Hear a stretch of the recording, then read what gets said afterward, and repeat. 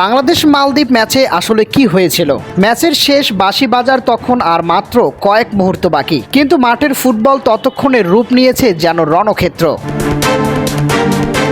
রেফারির একের পর এক বিতর্কিত সিদ্ধান্তকে ঘিরে শুরু হয় উত্তেজনা, যার পরে গড়ায় হাতাহাতি ও মারামারিতে। পরিস্থিতি এমন পর্যায়ে পৌঁছে যে বাংলাদেশের আল আমিন ও মিরাজুল ইসলাম লাল কার্ড দেখেন। মাঠের উত্তাপ ছড়িয়ে পড়ে গ্যালারিতেও। মালদ্বীপ ফুটবলের ৭৫ বছর পূর্তি উপলক্ষে আয়োজিত ডায়মন্ড জুবিলি ফুটবল টুর্নামেন্ট। কাল রাতে স্বাগতিক মালদ্বীপের বিপক্ষে বাংলাদেশের কাঁচা বাজারের মতো ম্যাচটি শেষ দিকে পরিণত হয় এমনই নজিরবিহীন বিশৃঙ্খলায়। ঘটনার সূত্রপাত যোগ করা হয়েছে দল বদলের লড়াইয়ে বাংলাদেশের পিয়াস আহমেদের সঙ্গে সংঘর্ষের মাটিতে পড়ে যান মালদ্বীপের হাসান ইনাজ। রেফারি সেকরান সেন্থিলান্থান সঙ্গে সঙ্গে মালদ্বীপের পক্ষে ফ্রি কিকের সিদ্ধান্ত দিলে ক্ষুব্ধ হয়ে ওঠেন বাংলাদেশের খেলোয়াড়েরা।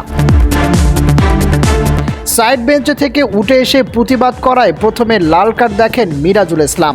এরপর মাঠের ভেতরে রেফারির সিদ্ধান্তের তীব্র বিরোধিতা করে লাল কার্ড পান ফরওয়ার্ড আল আমিন। কার্ড দেখার পর নিজের মেজাজ নিয়ন্ত্রণে রাখতে না পেরে তিনি রেফারিকে ধাক্কাও শুরু করেন। কিছুক্ষণ হট্টগোলের পর খেলা আবার শুরু হলেও মাঠের পরিস্থিতি ছিল চরম উত্তপ্ত। মুহূর্তের মধ্যে দুই দলের খেলোয়াড়রা সেখানে জড়ো হয়ে একে অপরের ওপর চড়াও হন। শুরু হয় তুমুল হাতাহাতি ও মারামারি। মাঠের এই পরিস্থিতি দেখে গ্যালারিতে থাকা বাংলাদেশি দর্শকদের মধ্যেও উত্তেজনা ছড়িয়ে পড়ে।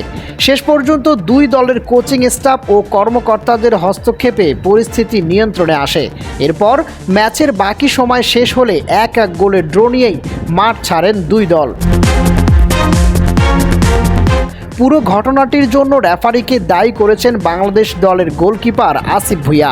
মুঠোফোনে বাংলাদেশের সাংবাদিকদেরকে জানিয়েছেন, রেফারির কিছু বিতর্কিত সিদ্ধান্তের কারণে আমাদের খেলোয়াড়েরা মেজাজ ঠিক রাখতে পারেনি।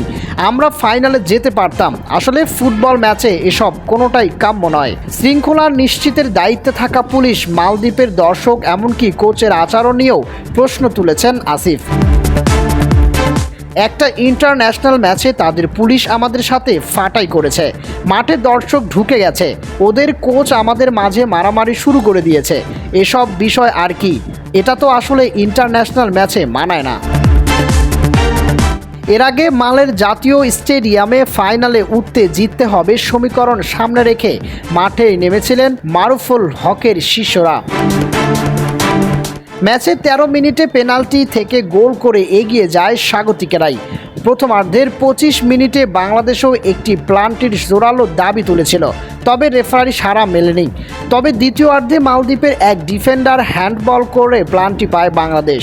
স্পট কিক থেকে নিখুঁত শটে দলকে সমতায় ফেরান মিরাজুল।